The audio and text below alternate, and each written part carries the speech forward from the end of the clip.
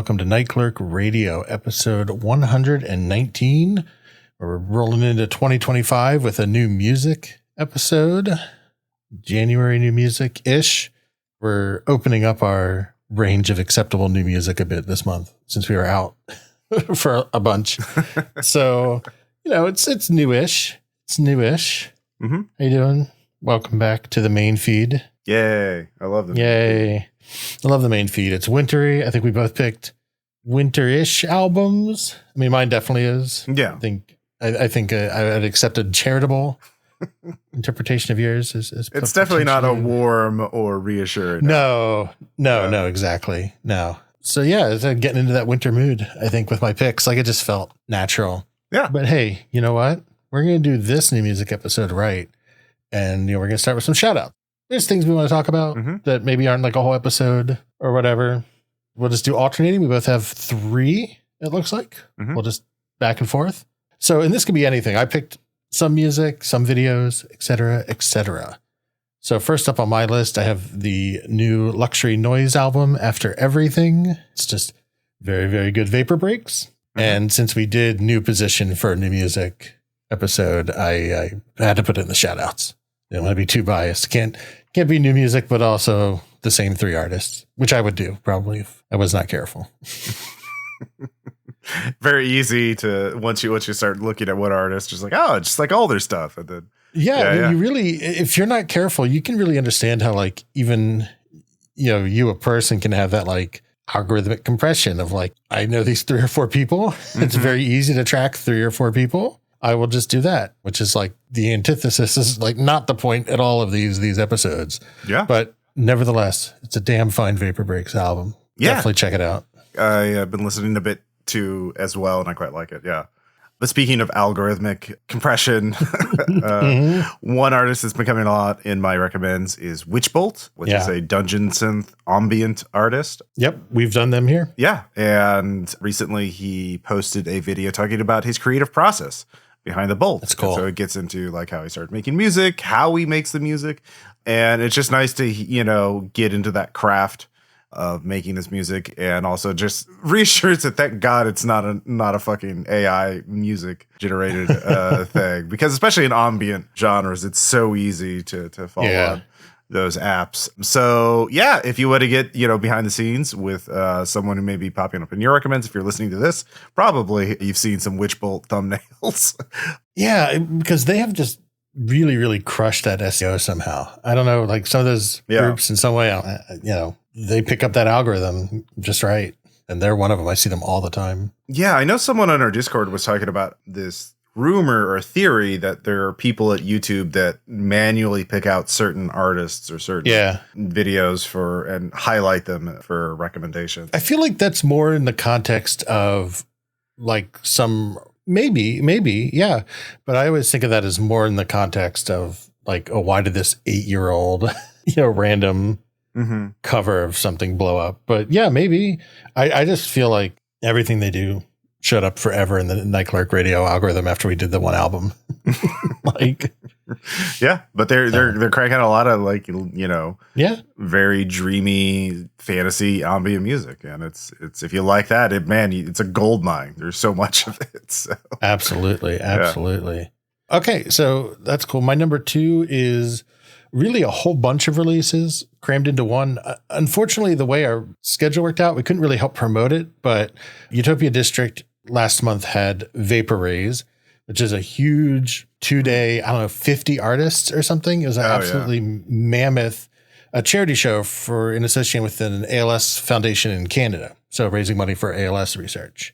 So the reason I'm shouting it out now is because over the past week, on the Utopia District YouTube channel and individual artist channels, wherever they want to release it, their sets have started to drop. So it's just like this cornucopia of just like 50 new amazing sets from like everybody and more. Yeah. And just a whole tidal wave of new music. Yeah. Or at least new DJ sets. Yeah, and my second one is actually one specific mix from them, from Darian Shields and Ming Kure. I know Ming Kure, we've definitely talked about one of their albums before on Night Clerk Radio, like one of our earliest episodes. But it's like a 20-minute set, and it's really good. There's the scene that's just very nice new vaporwave music. So, I mean, there's tons of other sets I've listened to. Like there's a Wizard of Loneliness one. There's other ones, but like I would start with the one Darian Shields. A very specific recommendation. That's serendipitous because we do these kind of independently. So clearly a big event of the past month. No, I've been getting a ton of those sets being also my recommendation. So I'm like, yeah, they're so short too. They're like 20, 30 minutes, most of them. So yeah, they're just little live sets. They're great. I think it popped into my head because we're both on the Utopia District Discord. Oh yeah. And whenever they put a YouTube video up, there's a little bot post. And so there's like some bot spam. I was like, oh, that's neat. That's worth checking out.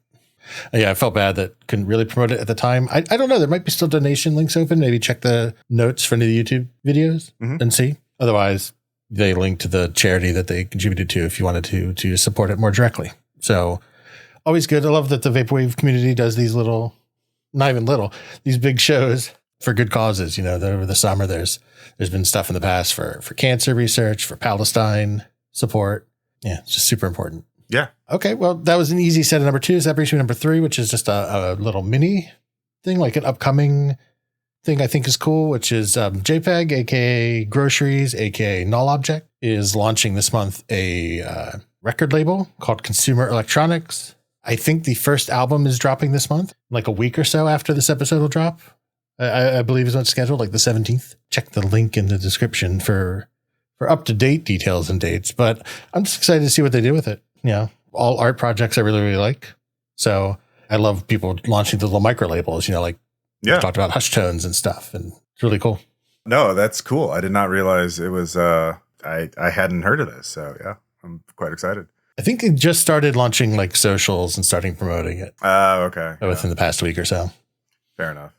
And my last shout out is actually a article I read and recently posted to our Discord, The Gentrification of Video Game History, which talks about how, we're beginning to document the history of video games, but it's a very Western American focused perspective and talking about like ignoring basically the rest of the world, like the global South and Europe.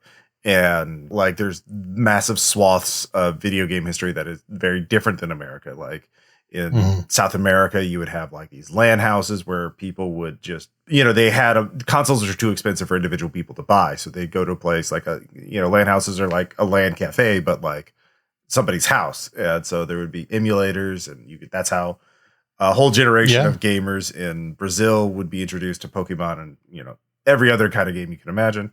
And then the modding scene for PC games in Europe. And there's a link in that article to a documentary about LAN houses in Brazil. It's obviously in Portuguese because, but there are English subtitles you can turn. Yeah, I thought it was really cool, that there's a lot more to it than just, I got my first SNES when I was 10. Have you ever heard of Super Mario? Yeah.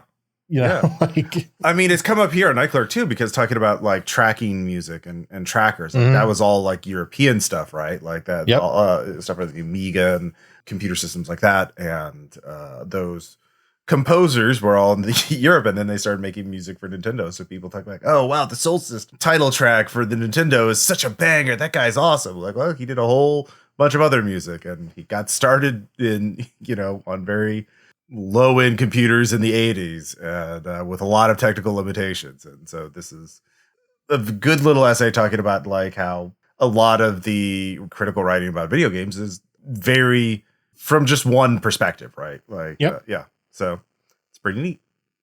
It's great. Yeah, thought it was really cool. So all those will be down in the show notes. But for now, why don't we get into our actual albums for today?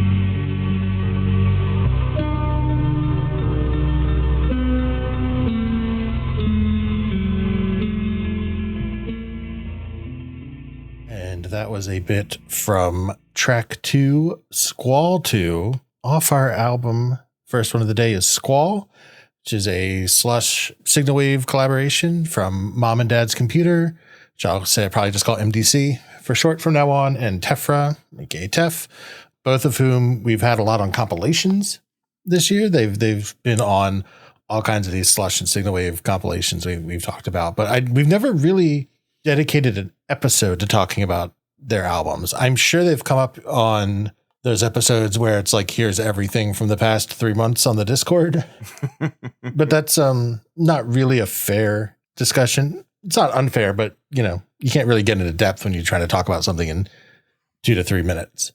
So I saw, this release on New Year's Eve from these two, and it's winter. Want to get my melancholic slush on. Seemed like a perfect example. So the title is, of course, Squall, which is actually the Chinese character meaning for that character. I shout out to my NCR research consultant, Naoko Koed, because I had to double check because all of the liner notes are in Japanese. Yeah. Because I can see that's about like, it's cold out. I'm sitting inside. I can check out the internet. It's very comfortable. I'm glad I'm not out in the cold. Yeah. That's largely the jibe of the liner notes. But the character, if it was the Japanese album title, would be like Iron, which I was like, oh, that doesn't quite make sense. But in Chinese, it's Squall. Yeah. Which makes a lot more sense because it's a storm. It's weather for the storm. And yeah, this is just an awesome, melancholy, wintry, I don't know, it felt very seasonal to me. Oh, yeah. Slush wave album. Tons of like cold static, lots of phaser, which I'll talk about in a bit. Really cool. Just, I think it's like the instrument choice because, it starts off, almost all the tracks except for one have Squall in the title. So it's like Squall 1, Squall 2, Squall 3, Check Back In Tomorrow, and then Squall Dreams, Squall Wins, Squall Survival, and Squall Fears. And it's 4 tracks by each artist. So the first 4 being MDC and the second 4 being Tefra. And yeah, so it starts off with like, it's immediately what I want, which is like just thick static, just drone, discordant synth. But then it picks up into track 2 where there's like more string activity. There's like a lovely little classical guitar loop. Like the track itself is longer. It's like a 7-8 minute track. But I would even accept like a 30-minute like computer gaze echo jammy type version of this because I love that classical guitar selection that's in there. But it's like very cold. There's like this underlying like choral vocals, which is where I think it comes in as like very wintry and seasony. Oh, yeah. Like the liner notes translated roughly is like, I'm now stuck at home clicking away on the keyboard and browsing an infinite virtual universe. How comfortable. And yeah, like the first tracks are very, I thought, lo-fi signal wave kind of crackle and hiss throughout this entire album. But like it begins very gentle and welcoming and warm. It's very like, almost kind of like heavenly. It's like harp is involved in the first couple of tracks. But there's an interesting journey throughout this album, but like it begins as like very cozy and comforty, but like still kind of like dreamy, which is of course essential for a slush wave album, the dreaminess, I think. Yeah, because it does kind of lead into Check Back In Tomorrow. And, my personal, nostalgia is very personal things. I don't know how far back their nostalgia goes or what they're thinking of. But to me, it reminded me of like very cliche, but oh boy, it's really snowing heavy. I hope school's canceled tomorrow. Yeah. Like I'm just going to stay up late and play video games because I probably don't have to wake up and catch the bus tomorrow. Yeah, for sure. Which is those first 4 tracks are very thematically similar where they do have these classical guitars. They have strings. Like track 3 also has like awesome like delay and other effects start coming in on the guitar. Yeah. These other string pieces join into the other half, which is awesome. And then that continues in through track 4, Check Back In Tomorrow. That's like, I'm going to bed. I'm going to check the schools. For me, I'm going to check the school schedule tomorrow, see if my county is closed out. So there's, more of this like seasonal melancholic music against static. It's piano now. We've left behind the guitar. It's like a gentle little piano. But then it kind of just fades out to like the swelling noise, right? So there's like that thematically. That kind of echoing, like quiet howl that the track ends on. It's like, oh, that's a interesting way to end that track. I quite like it. Because the second half of this album is, everything's getting colder and more distant and less friendly and warm. And yeah, exactly. Yeah. So those first 4 tracks, like I said, are MDC, but there's piano in track 4, which kind of continues in track 5. Mm-hmm. So there's they did a good job thematically connecting those tracks. Mm-hmm. But now this is Squall Dreams, and I thought the sort of static, noisy undertone is still there, but the actual piano on top of it felt to me more like in any other context. So why context is so important, but also that anxiety comfort we always talk about, where I think the piano would almost be playful or nostalgic on its own. It's got a lot of rolled chords. It's player piano-y, not in timbre necessarily, but really the 3 piano, or really the 2 piano bits in this and track 7, Squall Survival, they do feel more like lounge piano, relaxing piano, but then they're set against all this static and everything, and completely changes the vibe. Yeah, I mean, I know it's cliche for us to say at this point, but I was getting a bit of the Caretaker vibes, like early Caretaker, I didn't say that. It's cliche for you to say. Don't pull me into you. All right.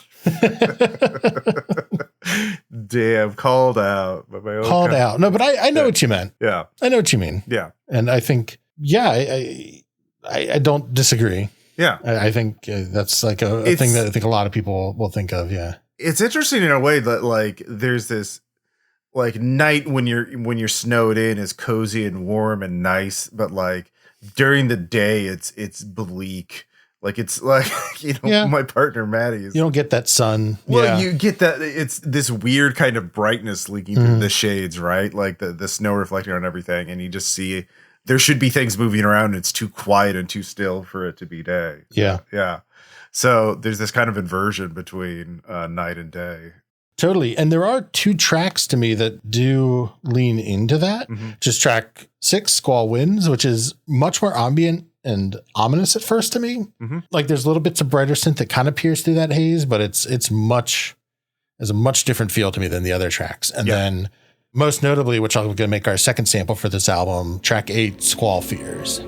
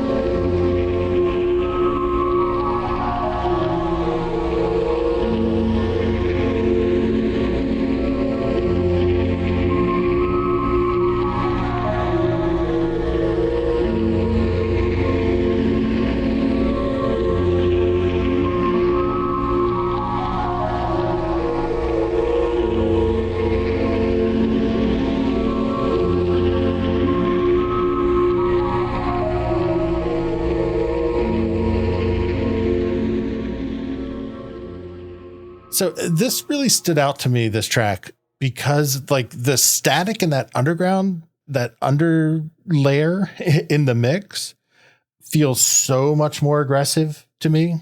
It's it's much more ominous. It's almost skittering. There's a ton of phaser either on the static itself or something in there. You can hear it pulsing back and forth, which I think is across a lot of the album. But in this one, I think it's most noticeable to me. There's piano, and it's just this nice, long, lingering track that just goes off into the night. Yeah. There's interesting, most of the tracks are pretty short. This album is pretty short, 35 minutes altogether, but that last track is 8 minutes long, right? 8.5, something like that. And it gets darker and has this droning, hypnotic kind of loop to it of the piano. It's very ominous way to end the album. I do want to say also, back on track 6, I thought I heard very quiet pitch shifted vocals, someone kind of mumble, it was so distorted, you couldn't understand what they're saying, but it was kind of someone singing in the background. Yeah, that was also pretty. Winter's getting colder. Yeah, absolutely. Yeah. So I think overall, great atmosphere of this album. I think it's exactly what I want at this time of year from this genre. So I'm really excited that we got to do the collab, got to cover them. And definitely, if you want to sit and think about how maybe terrifying the winter was for our ancestors or something. Yeah, exactly. Before you had the internet and could sit inside, which I guess I've known most of my life, so I don't know what I'm talking about. Like, but man, you know what? This would be a great album. I was just thinking, I'm just kind of freeballing. Maybe I'll reinstall The Long Dark. Oh, yeah. And play that with this on loop. That is actually a really good pairing. Yeah. Yeah. Let's think about it, because like Long Dark 2 is kind of coming out of nowhere. Oh, it is? Okay. I hadn't heard. Yeah, they announced it at the Game Awards, I think. I don't remember. Ooh. Yeah, just that sort of like stuck outside. Mm-hmm. Man, great album. I've listened to it quite a few times because it's, one thing is only like half an hour, so I can just pop it on and say, yes. And it just flows by, especially on these cold winter nights. And it's cold. Yeah, we're also recording this week where we're both buried under snow. So it's like extra super fitting. It really worked out. It's not just that it got super cold. It's that when we get to talk about it, it got super snowy too. Mm-hmm, mm-hmm. So really a nice confluence. Yeah. No, that's our evil liberal agenda. Seed the clouds so that our slushwave discussions are more thematic. Bring the snow. Listen to the slushwave to summon the snow. That's right. Our evil leftist content optimization.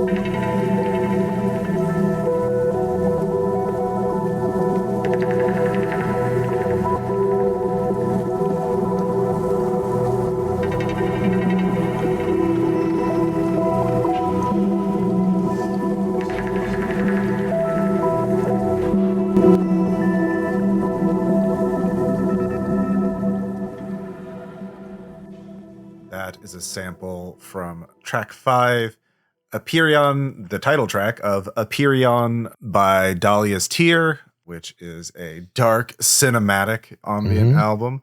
That's how I discovered this album, because there's a dark cinematic tag. And I thought it is worth exploring. And so Dhalia's Tear is a Swedish composer, Anal D, who has been working for 20 years in this ambient space. And this is his newest album, released in November, but I was out of the country in November.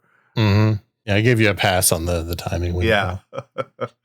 And I wanted to explore this because this is in a very similar space to Cryo Chamber, but I thought there was enough differences to make it worth discussing. Yeah, so I'd agree. Because this album there are droning elements, there are ambient elements, but there's also kind of like a trip hop element to the album as well. So the theme of this album is like cyberpunk dystopia. The year is 2134. The world has slipped into the margins of history. So it's, ruined dystopia, city ruins, everything's falling apart. So it's in this style of ambient music that is inspired by movie scores, movie soundtracks. And I find it quite interesting. So I think, because as we said, we get a lot of different styles of music within it. Sure. Yeah. In some ways, it kind of reminded me a little bit of Miles to Midnight in that variety in the dark ambient space. Yeah. Yeah. My first thought was that the dark cinematic approach, sort of acknowledging that, and this is just largely like genre audience expectation type things, I almost like more, because I've expressed, loosely speaking, an anxiety about, over applying my own like visual interpretation, like scene setting to music. So the dark cinematic tag almost to me feels like artist permission in some sense to think of this in terms of like movies and whatnot. Okay. Yeah. And like, I actually at first did think it was quite frankly, a Cryo Chamber release at first, just because the art style and everything is there. They've really defined that in a lot of ways. But overall, I really like the feel of this album. When you talk about, bringing in other elements beyond ambient, the kind of Cryo Chamber dark ambient joke is always just like, and it does, like Miles to Midnight has much more jazz though. And this is much more like trip hop or trap, a lot more like choral vocals coming in over stuff, a lot of like vocalization Ancient Lamentations. No, it's true. It's true. But it's all very evocative. And there is like a strong arc to this musically because you picked, Apeiron, the titular track in some sense, which is actually the most just like mysterious, drippy, dark ambient, I think, on the album compared to other tracks. Like, the first two really the first two are more soundtracky and less soundscape-y. Is what I said. So there is drums, which is maybe why people it just occurred to me, people might be confused if I talk about like trap drums and stuff, because none of that's in the sample. Yeah, that's the thing is you can't really pick a track to be representative of the entire album. Like there's not at all. Yeah. Not at all. Yeah. But it just occurred to me that I'm talking about stuff that's way outside of the bounds of what's in that sample. But yeah, the first track is, I call these synth arpeggios. There's like a trap hip hop drum almost to it, vocals.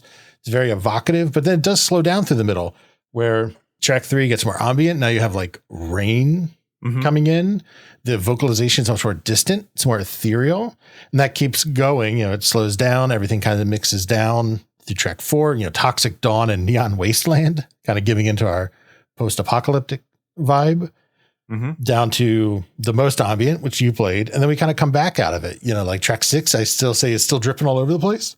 I want to do a sample from track 6 because I think that's absolutely. Yeah.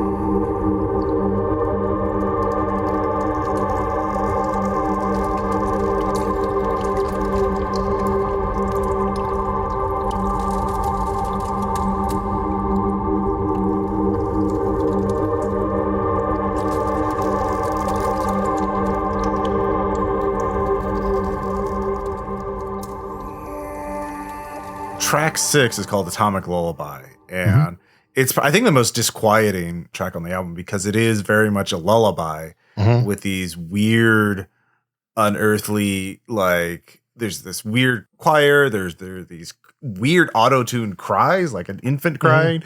Like, it's, if you want an atomic lullaby, well, that's what that sounds like. So yeah, exactly. And that marks the shift where after that, I don't know, you come back awake and we're back into like kind of the vibes from the first couple tracks where there's drums are back, synth is back. The most noticeable thing is that melody is back, because when you get into those real ambient tracks, you kind of lose synth melody. You just get kind of, pads, you get texture. Yeah. But you don't really get, a melodic lead. And then it goes into like 3 a.m. thinking. It's 0300 thinking. I'm assuming that's 0300. It's like 3 a.m. thinking. There's like this piano all of a sudden, which you hadn't really had. And it's much more like industrial. Oh, yeah. But like the mixing gets so wide that it starts to feel like this reverby piano horns.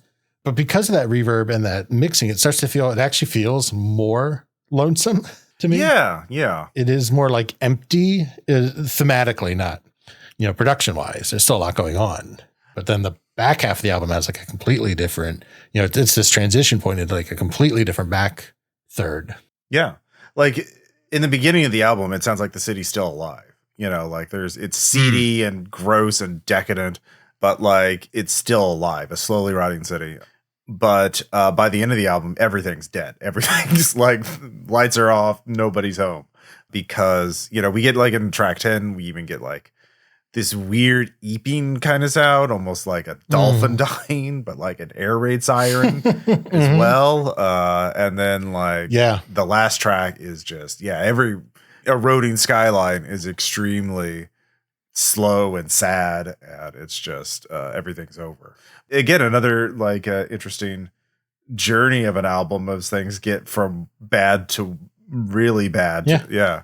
It's everything Megalopolis thinks it should have been. Oh, yeah. It's much better. Another night at the club. Another night at the club. Yeah. I really like the back third of this, like you were just talking about, Scorched Earth Sonata, Track 9, I really liked that like synth quartet ambient piece. It's like, oh yeah. Kind of like a bit of guitar. Yeah, it's yeah. Field recordings, I think, towards the end. Yep. Yeah. And I like that sort of like back and forth wandering between 2 or 3 chords. Like that's a really nice ambient technique for me. Yeah, you hear that a lot in ambient of like kind of picking 3 roughly like cyclical kind of chords and just letting them go. So you like lose track of where you are in the progression. If you have a hard time imagining that, like probably for me it's a cliche example, but like the best example is something like Stone in Focus by Aphex Twin. Which just goes like kind of pulses through like 3 chords for 10 minutes or whatever. Yeah. It's like a really strong example of that. But yeah, then it gets back into like a Fading Suns, which like you said, I love the rhythmic air siren, of course. Yeah. Coming in and out, which you mentioned. I know I'm just reinforcing that I liked that. Then this nice fitting ending of like this unsettling kind of peaceful synth, very windy, very drippy in the backdrop, very moody. So overall, very effective in that regard.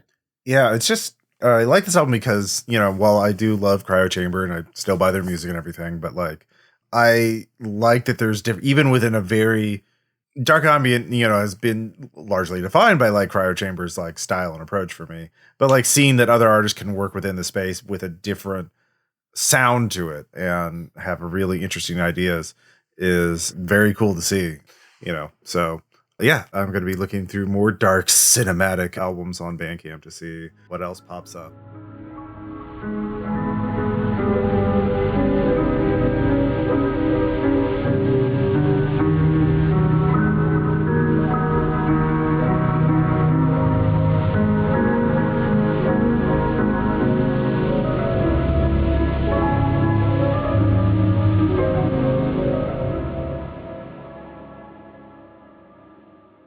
Thank you so much for listening and joining us in 2025 for another year of checking out new music.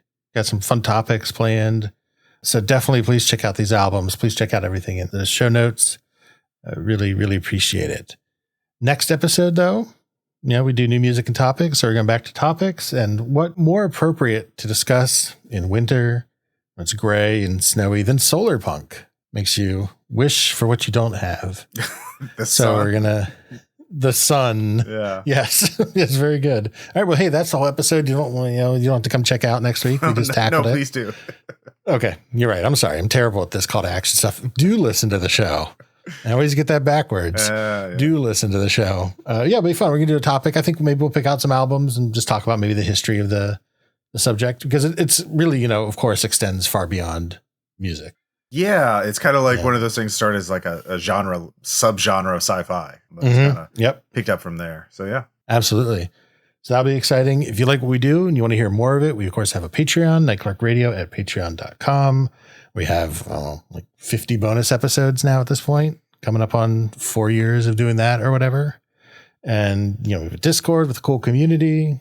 Got other stuff we always say we're working on, but we'll eventually release at some point. You can listen to me ramble about mountaineering for 30 minutes. There's everything there. Ross wrote an essay. Something for everybody. Truly something for everybody.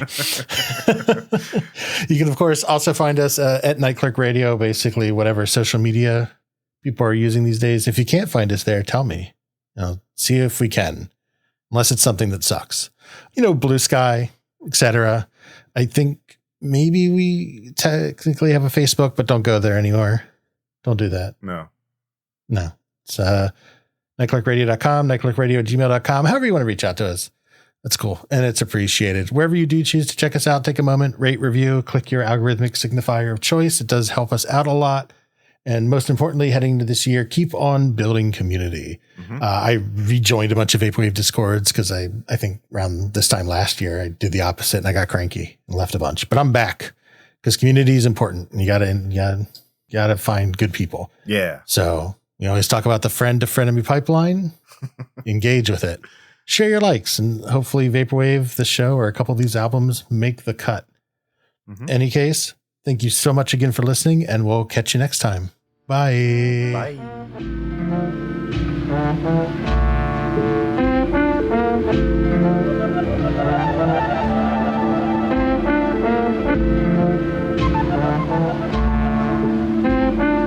you.